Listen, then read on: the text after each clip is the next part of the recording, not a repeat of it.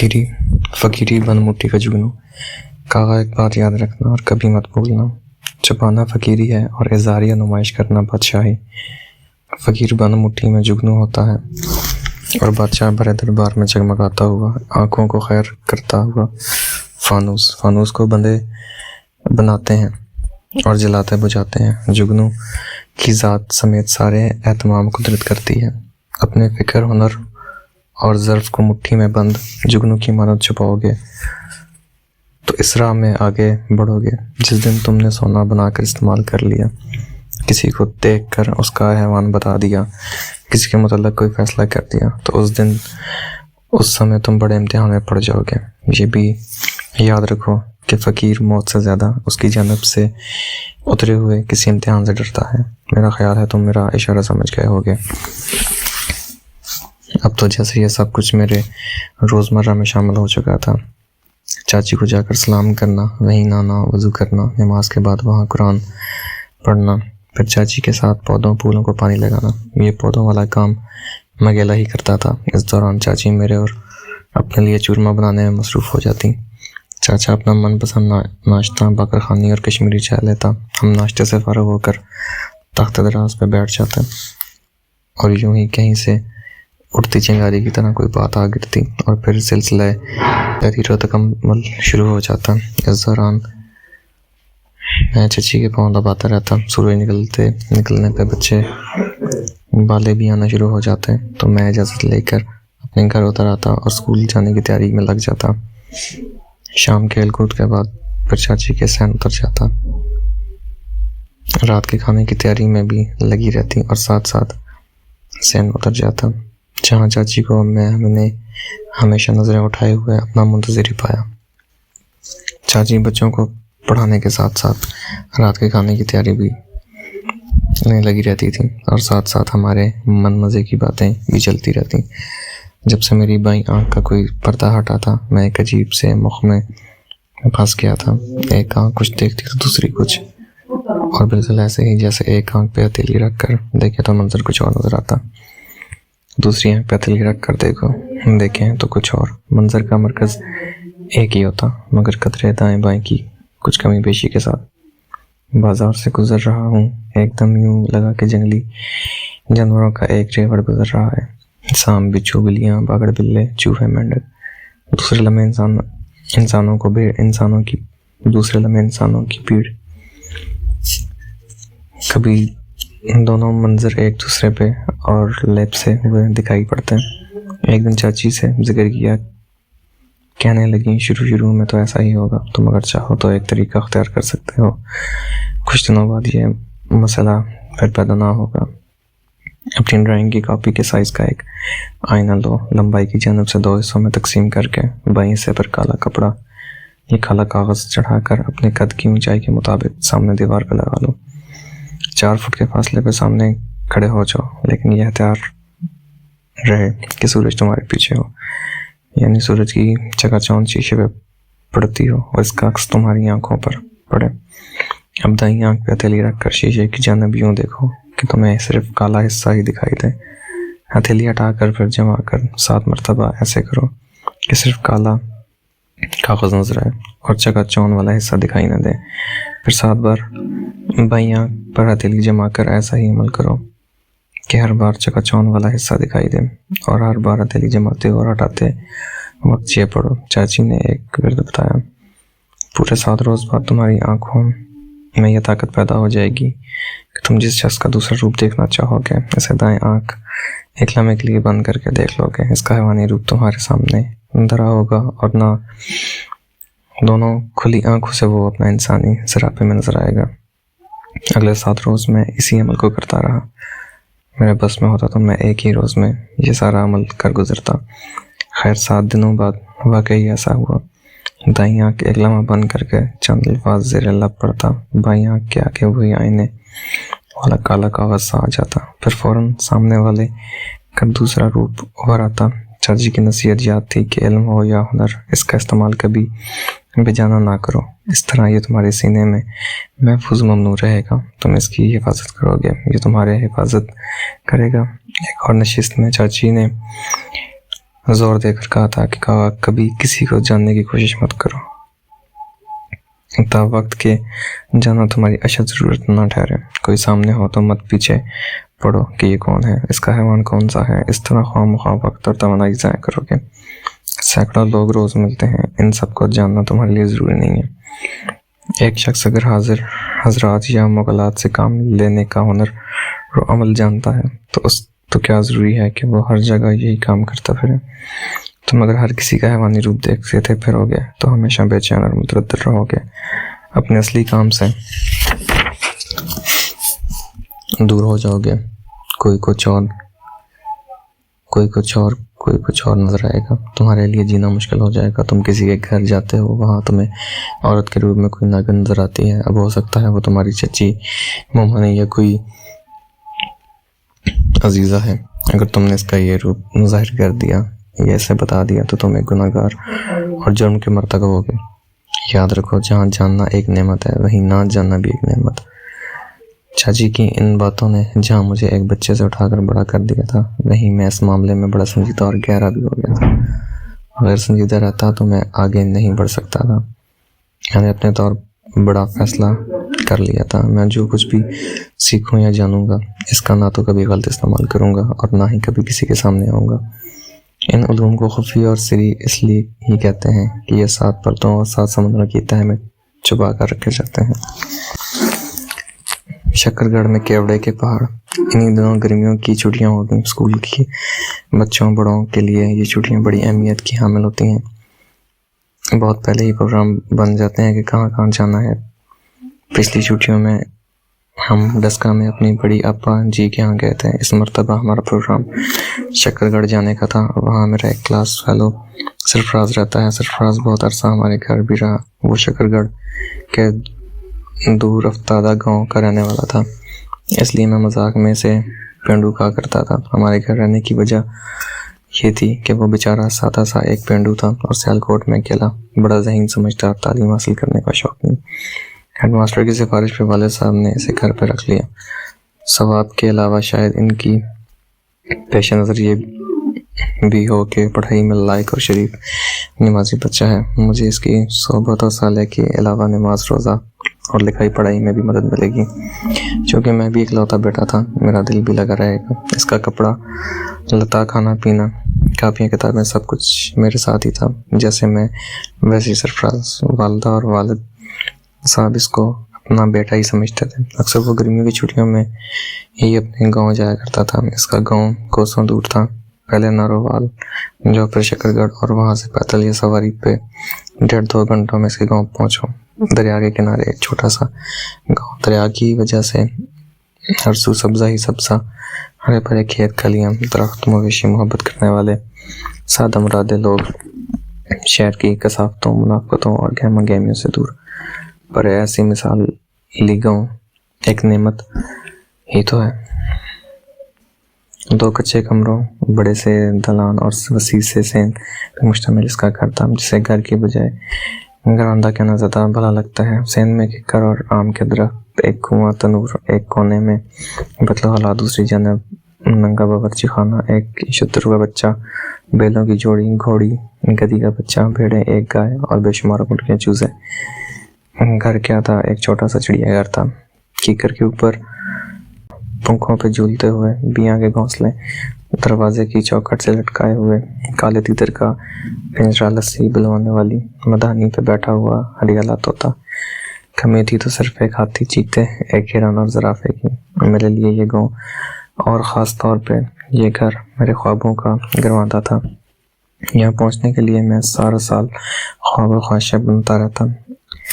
8वीं तक सरफराज और मैं साथ साथ रहे। इम्तिहानों के बाद अचानक इसके वालिद का इंतकाल हो गया। इसे टीबी थी। गांव से उठाकर सियालकोट के बड़े अस्पताल में लाए, बेहतरीन इलाज मुआवजा किया।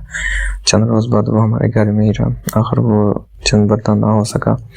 बाप की मौत के बाद सरफराज के लिए सियालकोट नामुमकिन ना था। बड़े टूटे हुए दिल और मायूसी के आलम में मुझे छोड़कर अपने गाँव चला गया। अब वो जैसे तैसे शक्करगढ़ में ही तालीम जारी रखने की कोशिश कर रहा था।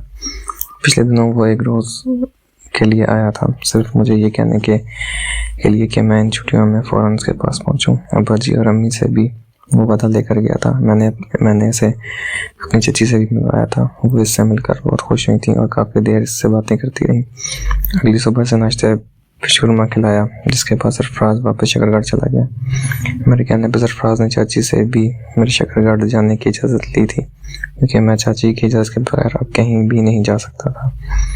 मेरे लिए चाची से जुदा होने का सफ़र भी मुहाल था। इधर चाची का भी यही हाल था कि वो मेरे बगैर एक दिन भी नहीं रह सकती थी, मगर इसने खुशी से जाने की इजाज़त दे दी और कहा कि मैं जब तक चाहूँ वहाँ क्या कर सकता हूँ। मैं चाची की इस शफ़क़त पर कुर्बान हो गया।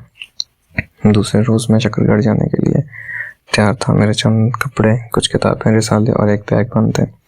अपने घर से फारिग होकर आया था। अब सिर्फ चाची से दुआ इजाज़त लेकर स्टेशन पहुंचना था, जहां 9:30 बजे वाली गाड़ी पर सवार होना था। चाची ने चूरमा तो मुझे सुबह अपने वक्त पे ही खिला दिया था। एक पोटली और कुछ रुपए मुझे थमा दिए और बोली, ये चूरमा रास्ते में जब भूख लगे खा लेना। ये कुछ रुपए हैं, दोस्त के घर जाते वक्त कुछ फल खरीद लेना और बाकी पैसे जहाँ तुम दोनों दोस्तों को ज़रूरत पड़े खर्च कर लेना। वहाँ पहुँचते ही दोस्त के मरहूम वालिद की कब्र पर जाना, फातिहा पढ़कर उसके अगले जहाँ में आसानी के लिए दुआ मांगना। रात अंधेरे में बाहर मत निकलना और ना ही रात के अंधेरे में बहते पानी से गुजरना। मुझे चूमते हुए कहा, जब अल्लाह तुम्हारा निगहबान तख्त सुलेमान का पाया। ख्वाजा खज़र की बकरी। ज़ोहर की नमाज से पहले मैं शकरगढ़ पहुंच चुका था। सरफराज और इसका चचा साथ भाई मुझे लेने आए। खूब जपियाँ डाल कर मिले। थोड़ी देर बाद हम तीनों 2 साइकिलों पे गांव की जानब रवाना हो गए। घर पहुंचकर पहले तो हम नहाए धोए, खाना खाने से फारिग होकर मस्जिद की जानब हुए हो लिए। नमाज पढ़ने के बाद खेतों खलिहानों की सैर करते करते दरिया की जानब निकल गए। किनारे से काफ़ी इधर बेले में दरख्तों के एक घने झंडे के पास बहुत से मरजून दिखाई दिए। पहले तो ये गुमान गुजरा कि शायद कब्रिस्तान है, लोग बाग में ये दफनाने आए हैं, मगर मेरा दरियाफ्त करने पर सरफराज कहने लगा, नहीं यार, यहाँ कोई कब्रिस्तान नहीं है, यहाँ ख्वाजा खज़र की बकरी और कश्ती है। आज जुमेरात के रोज़ लोग यहाँ ख्वाजा खज़र का मंडा चढ़ाने आते हैं। बकरी मंडा ख्वाजा सर। मैंने तेरे लब दोहराया, भाई ये ख्वाजा खज़र बकरी और मंडा क्या चीज़ें हैं। सरफराज कुछ जवाब देने की बजाय मेरा हाथ पकड़कर इधर दरख्तों के झुंड की जानब हो लिया।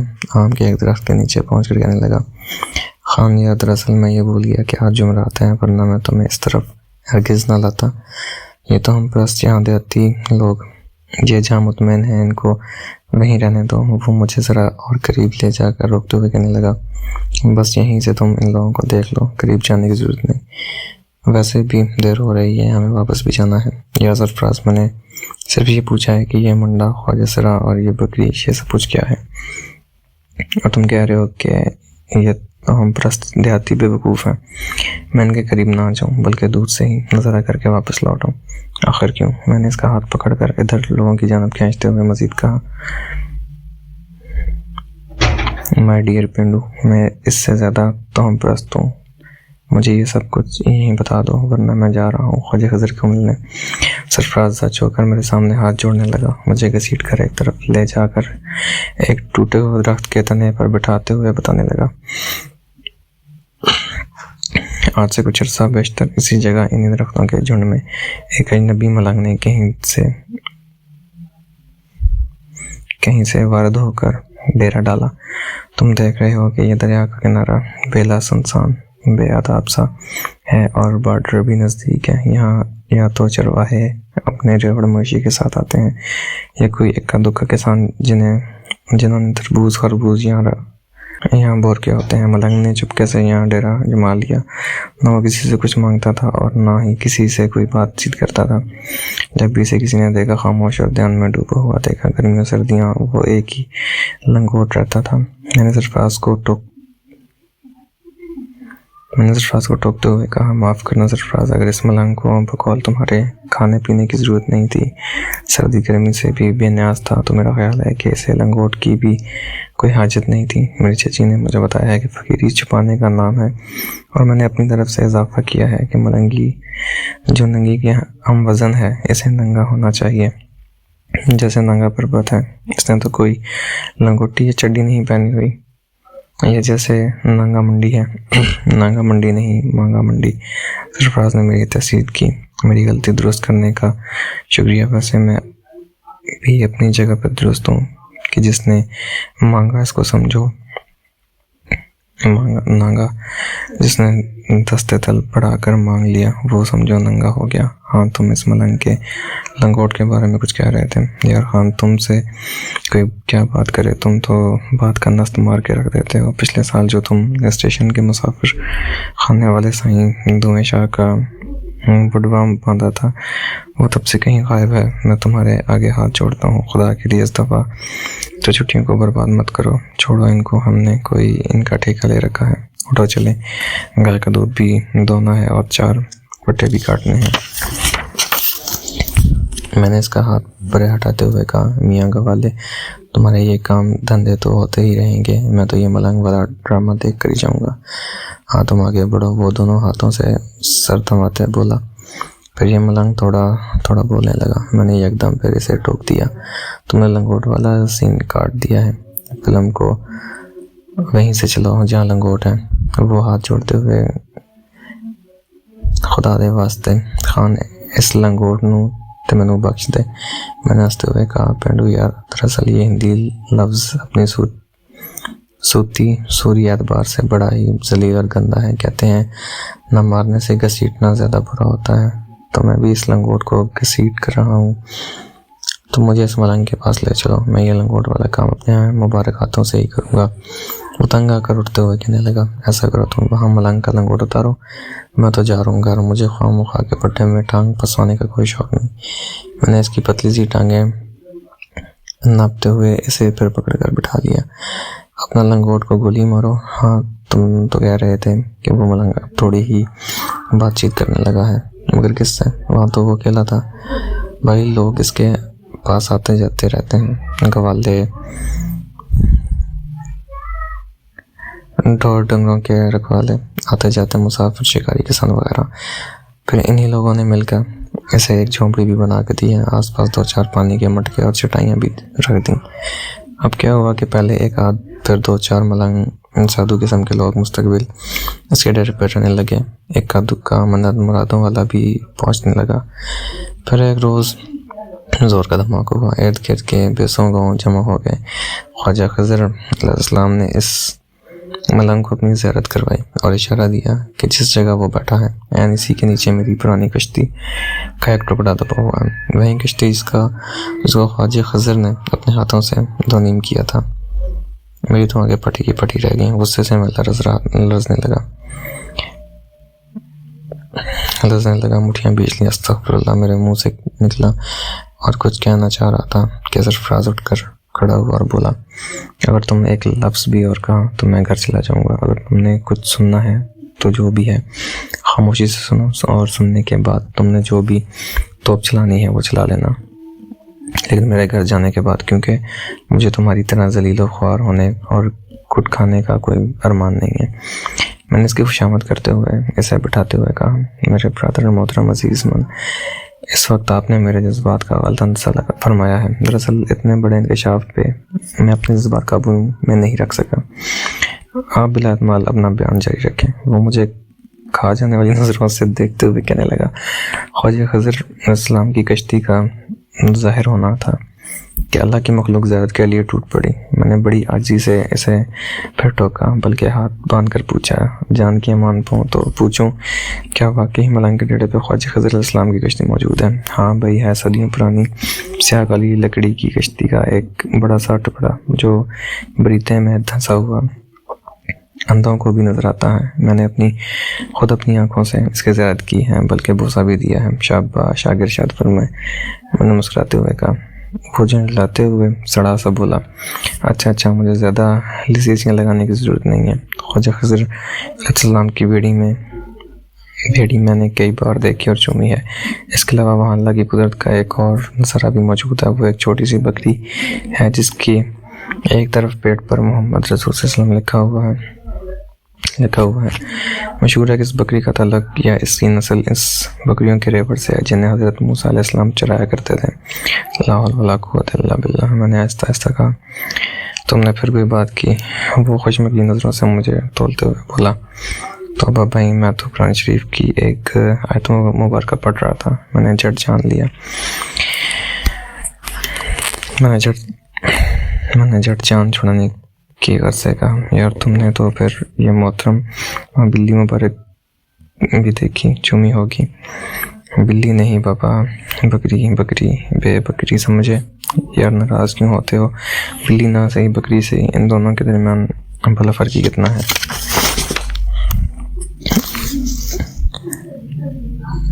सिर्फ ये कि बकरी से दूध निकालना पड़ता है और बिल्ली से ज़बरदस्ती नहीं चढ़वाना पड़ता है। एक मैं करती है और दूसरी म्याऊं म्याऊं, जैसे एक पंजाबी बोल रही हो और दूसरी सराइकी। अच्छा भाई आगे बढ़ो। तुमने बकरी को चूमा भी होगा, इसकी मेंग ने। देखो खान, मैं शराफत से कह रहा हूँ, तो चलो देर हो रही है। मैं इसे आमादा बेकार देखते हुए वाकई शराफत से उठकर खड़ा होगा। यार जाने से बेशतर ज़रा इन मुतबर्रक चीज़ों की ज़्यादती कर चलें। मैंने इसका हाथ पकड़ कर लचा के चलता, मगर ख्याल रहे कोई बदतमीजी वगैरह ना करना। ये देहाती काम पहले डाल देते हैं, सोचते बाद में है। वहाँ तो मजदूर की कतार लगी हुई थी। औरतें सरों पर अलमुनियम के बड़े बड़े देगचे धरे आ जा रही थी। मालूम हुआ कि मुकद्दस बकरी के लिए देसी घी, तिलों के तेल में गुंदा हुआ चारा और ताज़ा वंडा लाती हैं। कुछ देहाती बूढ़े सफ़ेद सुर्ख और स्याह दाढ़ियों वाले भी डेरे के बाहर हुक्का संभालते बैठे थे। बच्चे बूढ़ी जवान औरतें बड़ी खामोशी और अकीदत से सरशार साईं जी, यशा जी के गिर जमा सर झुकाई बैठी थी। लंबी लंबी लटें, स्याह सफ़ेद भरपूर बेतहाशा दाढ़ी, नशे से चढ़ी हुई मखमूर आंखें, नीचे टांगों पे तहबंद, ऊपर नंगे पंडे पे गाय भैंसे बांधे हुए वाले लोहे के संगल, मैल को चैल से अटा हुआ मुर्दार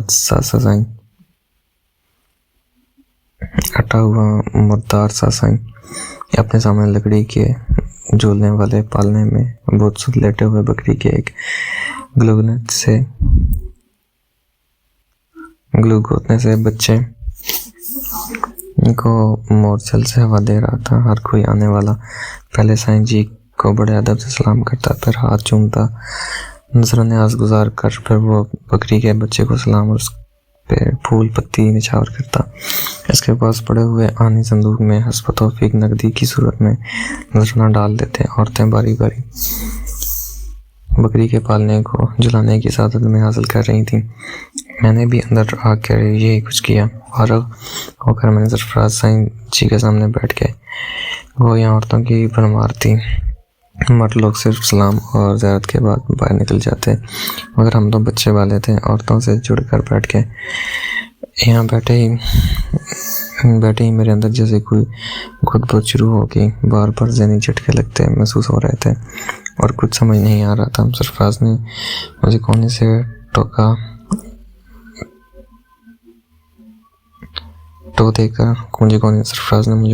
देकर कान में कहा, खान कश्ती शरीफ की सैर में कर लो, फिर यहाँ से सकते हैं। यहाँ सिर्फ औरतें ही बैठ सकती हैं। मुझे तो याद ही नहीं रहा कि हाँ यहाँ कोई कश्ती भी है।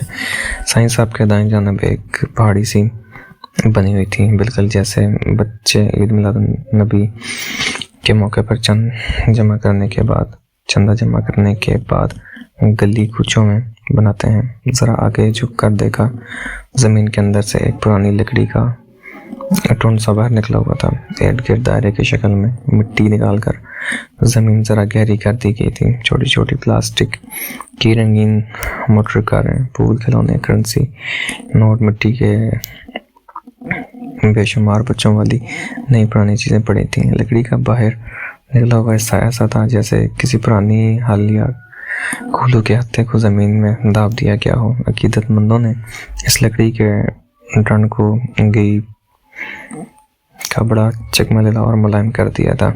मैंने भी आगे बढ़कर ज़रूरत की, बल्कि बहुत सा देने की सादत बाबरकत से मुस्तनफीज भी हुआ। अल्लाह कहा मैं और कहाँ ये मकाम। एक ज़बरदस्त किस्म की चुटकी भरकर सरफराज ने मुझे बाहर खींच लिया। यार क्या जल्दी है, घर ही तो जाना है, मुझे जी भर कर ज़रूरत कर लेने दो। खान साहब अंदर ज़्यादा देर रुकने की शाहजी की तरफ से इजाज़त देंगे।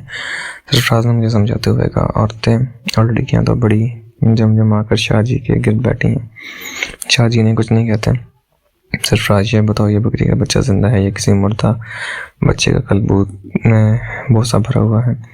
मुझे तो वो कोई हरकत करता दिखाई नहीं देता। कानों को हाथ लगाओ यार, वो अक्सर सोया रहता है इसलिए हरकत नहीं करता। साईं जी रात इसे अपने साथ सुलाते हैं, फीडर से दूध पिलाते हैं तो वो छोटी छोटी मेंगनी भी करता है।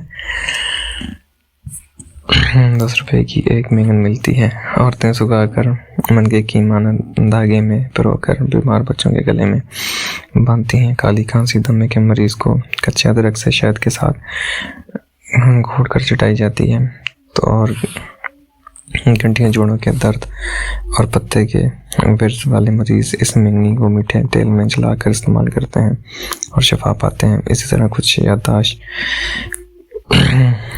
कानों की बहती पीप के अमराज में भी इसे हरकतुरा में यकवज़न एक जान करके आँख कान खोपड़ी में लगाया और टपकाया जाता है। 18 के मर्ज में एक दरकानू एक मेंगनी एक दरकानू की माला परोकर मरीज़ा के गले में डाली जाती है। इस तरह ये कुव्वत अमसाक के अमराज में भी शाफी पाई गई है। कहो तो 1-2 महीने तुम्हारे लिए भी दिलवा दूं। वो एक हट्टे मलंग की तरफ इशारा करते हुए बोला, ये साईं बरकता मेंगनियों का ठेकेदार है। ये साईं बरकता मेंगनुआ का ठेकेदार है। मैं सरफराज की ओट पटांग सी बेजार हो चुका था। इसे धकेलते हुए गांव की राह पे लगा चला गया। गांव कुछ ज़्यादा दूर ना था मगर मैं बड़ी दूर की सोच रहा था। मेरे अंदर एक झुंझल सी मची हुई थी। दुख ये था कि ये लोग क्या ड्रामा लगाए हुए हैं। अज़ियत ये थी कि भोले भाले सीधे देहाती लोग अपनी कम इल्मी और तोहम परस्ती की वजह से इनके जंगल में फंस जाते हैं। ऐसे धोखेबाजों, जालसाजों और नाम नेहाद पीरों मलंगों की चेहरा दस्तियों से भोले भाले आवाम को बचाने की जिम्मेदारी के नादारों लोगों या महकमों पे आयद होती है। इर्द गिर्द के गाँव में यकीनन ऐसे इल्म वाले आलिम मौलवी या पढ़े लिखे मौजूद होंगे। वो भी जानते होंगे कि इसके इल्म में भी कुछ होगा जो आज मेरे इल्म और मुशाहदे में आया है। फिर ये लोग ऐसे धोखेबाजों का सत्यापाप क्यों नहीं करते? सरकारी महकमे इन प्राणियों को क्यों नहीं पकड़ते? मैं इन्हीं सोचों में गुम एक पत्ते से ठोकर खाते खाते बचा। देख कर चलो क्या सोच रहे हो? सरफराज ने मुझे गुमसुम सा देखा और पूछा, सरफराज, यहाँ हर रोज़ ऐसा ही मेला लगता है? नहीं तो आज चूँकि जुमरात थी इसलिए दूर दराज जगहों से भी यकीनन मंजरत करने और मन्नत चढ़ाने चले आते हैं, वरना बाकी दिनों में तो नॉर्मल सा ही माहौल होता है। मैंने फ़ौरन एक सवाल दाग दिया, ये बताओ कि बकरी के बच्चे पे मोहम्मद रसूलुल्लाह कुदरती तौर पे लिखा हुआ है, तुमने खुद लिखा हुआ देखा है, और ये बकरी का बच्चा शाह साहब को कहाँ से मिला है? खान, बकरी के बच्चे पे मोहम्मद रसूलुल्लाह साफ और वाज़ेह तौर पर लिखा हुआ है। मैंने कई बार खुद देखा। बागीरा के बच्चा कहाँ से आया है तो इसके बारे में मैं कुछ ज़्यादा नहीं जानता। चाहो तो शाह साहब से खुद ही पूछ लेना। मैंने इसके कंधे पे हाथ रखते हुए बड़े जोर से कहा, दोस्त, मैं भी यही चाहता हूँ। कल सुबह हम यहाँ आएंगे। पिंड का बर्नन बॉक्स घर पहुँचते पहुँचते शाम के साय जिन्ना के साय की तरह 52 गज हो गए थे। सरफराज की बेबे ने मंडी की ओट हमें दूर से आते हुए देख लिया। सेन का बड़ा साथी दरवाजा छलांग कर अंदर दाखिल हुए तो एक नूरी पलंग पे 4 खाना खेस, लाल पत्ते और सब्ज फूलों की कढ़ाई वाले तकिए हमारे मुंतज़िर थे। सेन के बड़े हिस्से में पानी का छिड़काव किया हुआ था। ओपलों का हल्का हल्का कड़वा धुआं, दरख्तों पर परिंदों का शोर अजीब समा था। एक टूटे हुए शीशे वाली अंधी सी लालटेन दरवाजे पर लटक रही थी। हम दोनों चरपाई पे बैठ के तो सरफराज की बेबे ने हल्की सी सरजनश की कि तुम्हें इस वक्त दरिया की तरफ नहीं जाना चाहिए था। थोड़ी देर बाद सरफराज का चचेरा भाई सलमान भी आ गया। इसने आते ही कहा कि खाने से पहले नहा धो लो, पास ही गली में मस्जिद थी। सलमान कुएं से पानी खींच कर हौजी में डालता रहा। हम दोनों बारी बारी खूब मज़े से नहाए। मस्जिद के बगैर दरवाजे के गुसल खाने में कुएं के पानी से नहाने का लुत्फ़ ही कुछ और है। कई बार पानी के साथ नन्हे नन्हे डड्डू भी सर पे आकर बैठ जाते थे। मगरिब की नमाज मस्जिद में अदा करते हुए हम तीनों घर पहुंच गए। अब चारपाई के पास एक तपाई का भी इजाफा हो गया था। शीशे का जग, 3-4 शीशे के गिलास, मौसमी फल वगैरह पड़े हुए थे। सरफराज की बेबे ने मुर्गी का सालन, तंदूर की रोटियां, हाथ की बटी हुई मीठी सेवइयां और मछली भुनी हुई थी। बड़ा लजीज देहाती तर्ज का खाना था जो पहले भी मैंने इस घर में कई मरतबा खाया था, और बावजूद कोशिश के एक चीज़ मेरी समझ से बाहर थी कि हर खाने में धुएं का स्वाद कैसे रच बस जाता है। दूध पियो तो जैसे चीनी की जगह कड़वा धुआं मिलाया गया है, लस्सी पियो तो यही मज़ा, सालन, रोटियां, मीठा, फल फूल भी काटो तो यही फ्लेवर। हत्ता कि इन पेंडू लोगों की बातों से भी धुएं की धुनी सी आती थी। शायद इसकी वजह यह है कि हर गांव के अंदर बाहर कोड़े की रोटियां होती हैं। हर सेन और घर में दूध की धुनी के नीचे धुआं उठता रहता है। गोबर, घास फूस, झाड़ झंका, कांटे, उपले या हर काबिल आतिश जदनी चीज़ जलती कम है और धुआं ज़्यादा देती है। खा पी कर डिगरने से फर्क हो ही हुए थे कि गाँव का दाद मिरासी, इसके 2 बेटे जो करीब हमारे यहाँ उम्र थे, एक छोटी सी ढोलक लिए बड़ी सी अस्सलाम वालेकुम के साथ अंदर दाखिल हुए। अभी वो नीचे चारपाई के पास बैठे ही थे कि सरफराज के 2 और उसके दोस्त इमरान और दिलावर भी आ गए।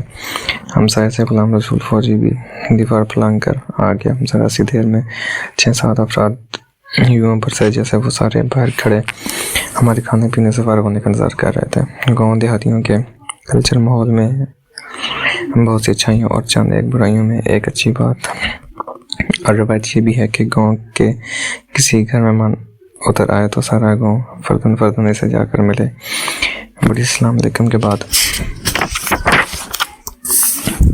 उंगलियां तोड़ मुसाफाना हो गया, फिर पसली किस्म का मुआकना हो गया, और फिर सुनाओ होर की हाल है।